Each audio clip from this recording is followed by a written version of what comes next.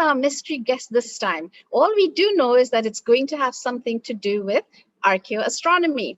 And I am your host, Sharon Hack, and let's get into the wormhole, which allows us to connect with academics and scholars across space and time through a shortcut. So I wonder who is our guest today. Hi everyone. Hi Sharon. Oh, hello. What a wonderful surprise to welcome Professor Javier Mehuto to the wormhole. Thank you for joining us, Professor. Thank you for inviting me. Right, so for all our audience out there, who is Professor Javier Mehuto? Well, he is a professor at the Space Sciences faculty at the National Autonomous University of Honduras. So we are connected in space-time in Trinidad, where I am located, and Honduras, where Professor Mehuto is. So he holds the position of head of the Department of Archaeoastronomy. Yes, you heard me correct. Archaeoastronomy and Cultural Astronomy. And he's an adjunct professor at the University of Southern Queensland in Australia. He is the president of the National Astronomy Commission of Honduras, of the International Astronomical Union, and co-chair of the Archaeoastronomy and Astronomy in the Culture Working Group of the same institution. So I'm like really excited because this is a whole new angle to astronomy that we will get to chat about today. He's also an international member of ICOMOS, where he leads the Central American and Caribbean Initiative for the Astronomical Heritage.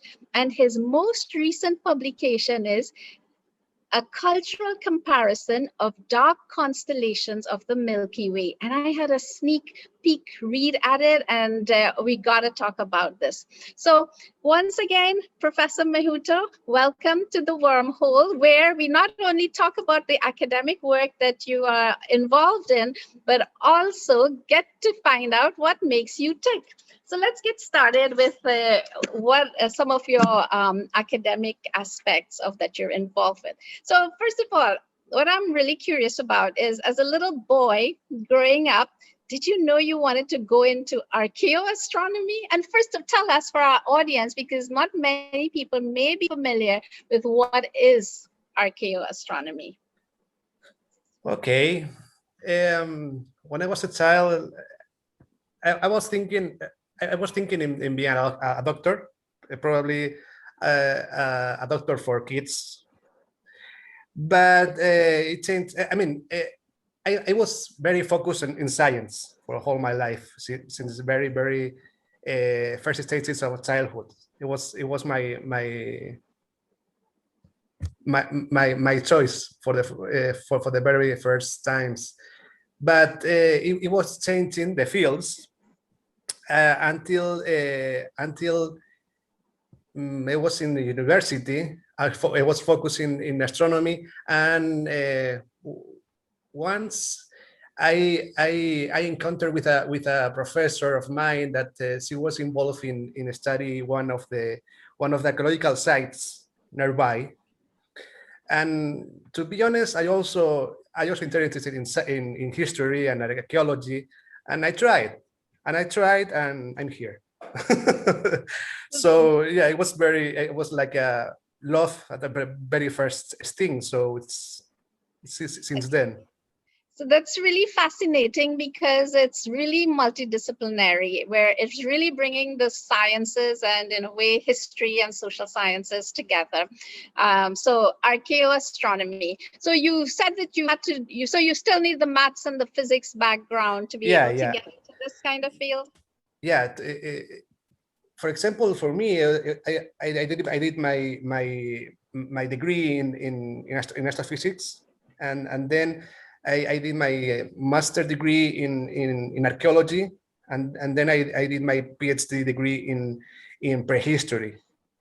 So it's kind of multidisciplinary. It's very important to have very different points of view and very different backgrounds to get the researches done. So it's really fascinating because it's really diverse to have studied the sciences and do history, and it's the perfect coming together in the field of archaeoastronomy. So you are in Latin America, working in the region of the Caribbean area. How do you find the status of archaeoastronomy is in this region? I mean, you're the head of the department at your university. To be honest, I have to say that it's one of the most exciting areas to do these sciences, to do science. For example, I have the honor of chairing the very first and unique academic department in the whole world. So in the region we have that experience, that academic experience, that we have this academic department, and they have a long tradition in Mesoamerica especially, but not only this area, this cultural area, but in Mesoamerica they have a long tradition in cultural astronomy studies. So it's a very exciting area. The Central American and Caribbean area is most of the world's most exciting place to study this kind of science. Yes, and certainly a very interesting place to live in also. We are right in the tropics and so on. So of course, the rich cultural history in the Central America there. But when you think, have you had much experience in the English speaking Caribbean? I mean, I'm in Trinidad. So we have all Jamaica and Barbados, Guyana, which is of course a little South America. Any idea how developed these areas are? As far as I know, as an astronomer myself, there's very little work that's been done in the English-speaking Caribbean. So far, there is so much research in the Caribbean English area, but we are setting a project to fix that, because there is very interesting Arawak sites throughout all the area, through all the islands, especially about the use of astronomical knowledge for sailing. Right. Yes. So it's very interesting, and so far there's no so much development in this area. But as I said, stay tuned, because probably we'll have a very interesting news about this area very soon. Oh, I'm excited. So for our audiences out there who are globally, they're all over the world. So the Caribbean region has something else to attract you to. So there is a lot that has not been researched in archaeoastronomy. So Prof, I read a paper of yours with really great interest on dark constellations. And I don't know how many of our audience have ever heard of that term. When we think of constellations, we are thinking of Orion and Cassiopeia and the star patterns that they make. But you have co-authored a paper on dark constellations. Could you tell us some more about this? Yeah, sure. That's a concept we are exploring. Because we show in many cultures, especially in Central and South America, but not only there, that for many cultures there is not important figures between stars. So as we are used to see the constellations linking the points, linking the writing points, right? Instead of that, many cultures that are interested in the dark parts of that part of the sky. For example, in Australia, they use the EMU in the dark parts of Milky Way. So they use that information of the sky, not the bright one, but the dark one.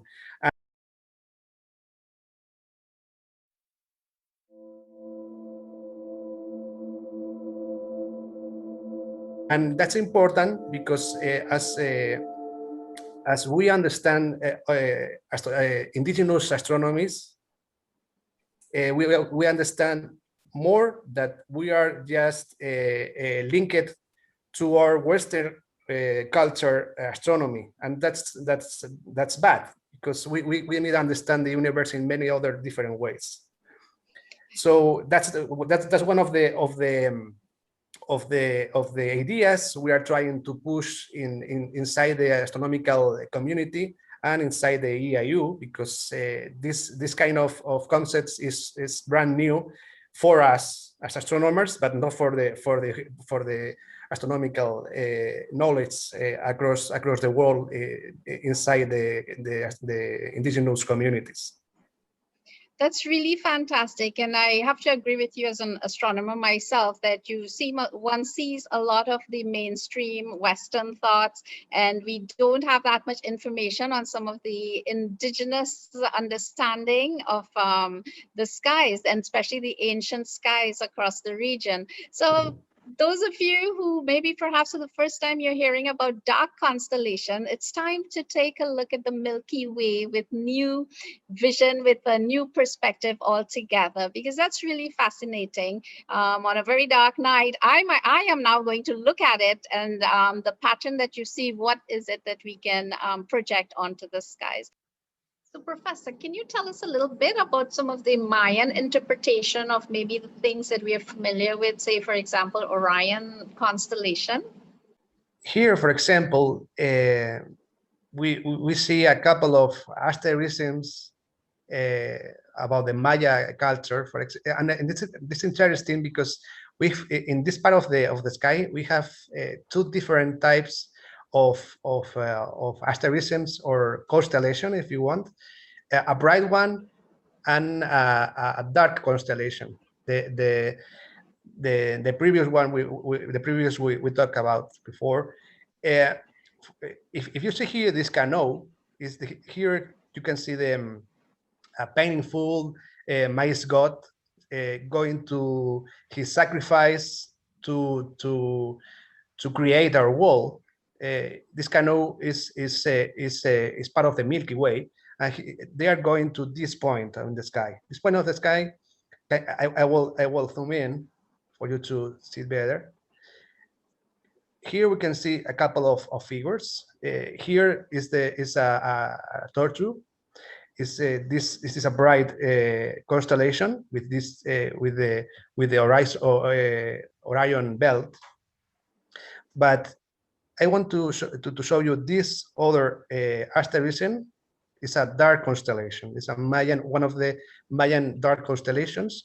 If I remove the figure, you can see these 3 points, but it's not important. That's only the limitation of the dark constellation. The constellation is in here, or asterism, dark asterism or constellation is in here. This part of the sky is supposed to be the place that the world was created. It was created with 3 stones. You can see here 1, 2, 3 stones. For putting the fireplace at is the place that our world was created.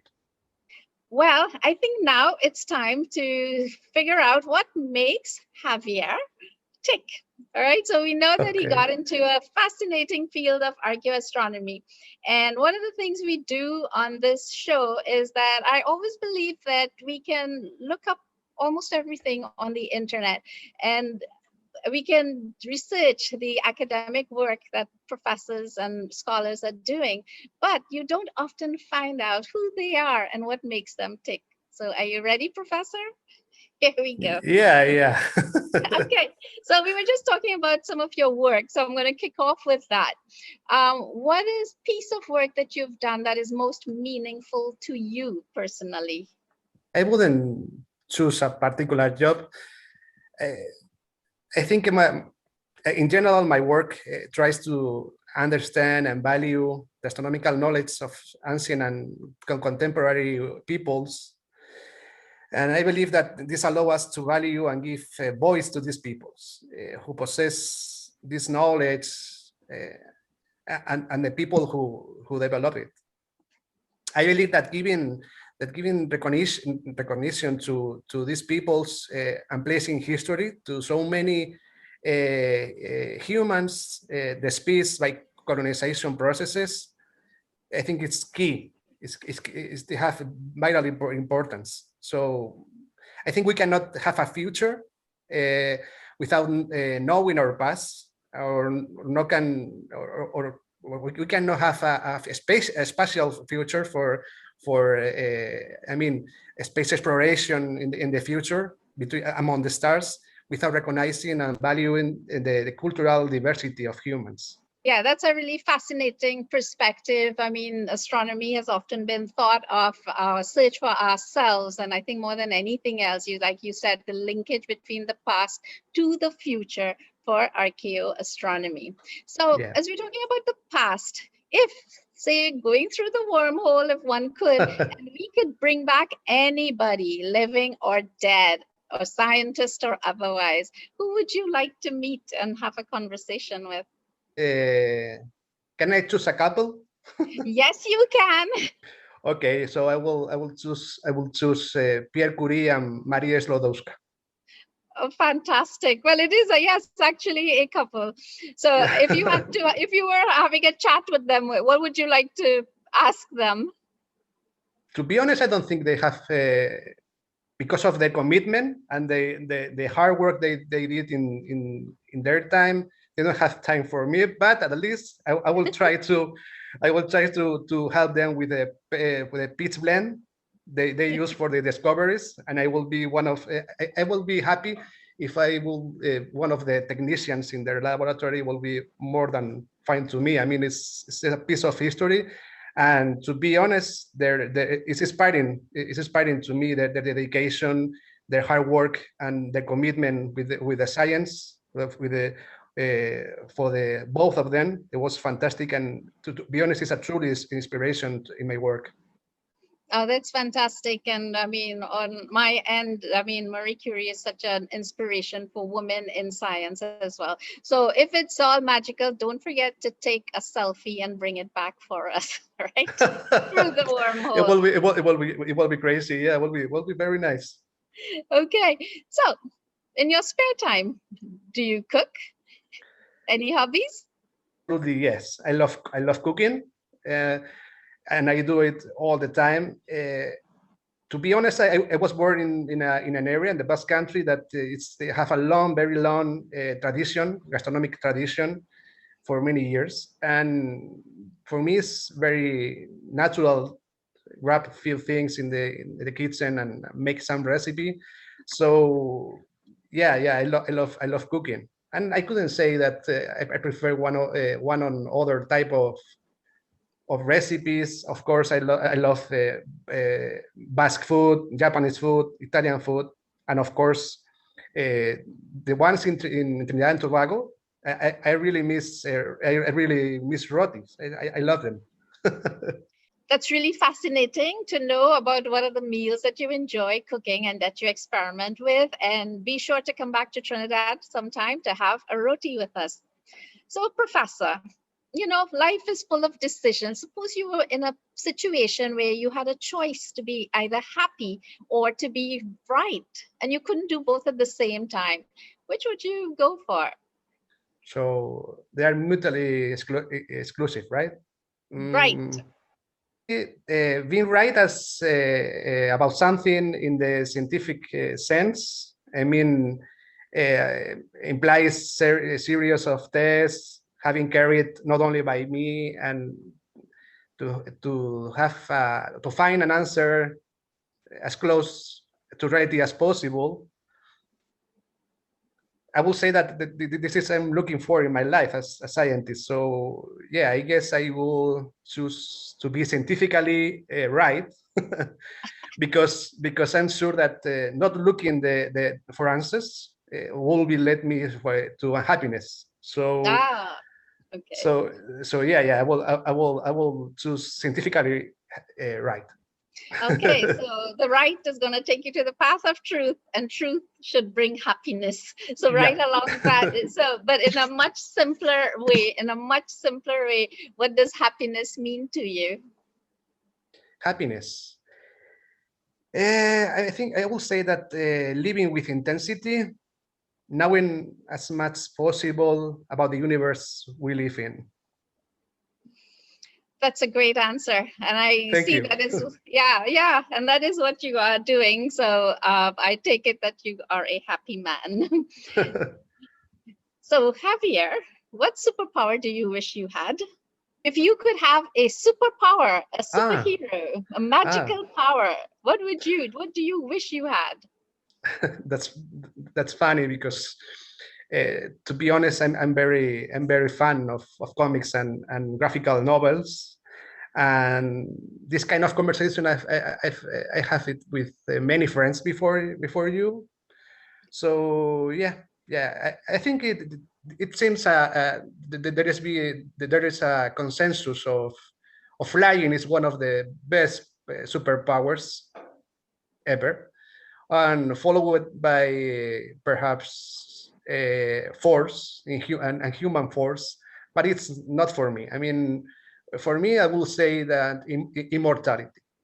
Oh, immortality. That's fascinating. As a matter of fact, I mean, I think even with your field of study in archaeoastronomy, sometimes the ancient people were very interested. Will be very useful. Very, very useful, certainly. Sometimes sometimes it appears in comics and in films and so on. It appears as a kind of course.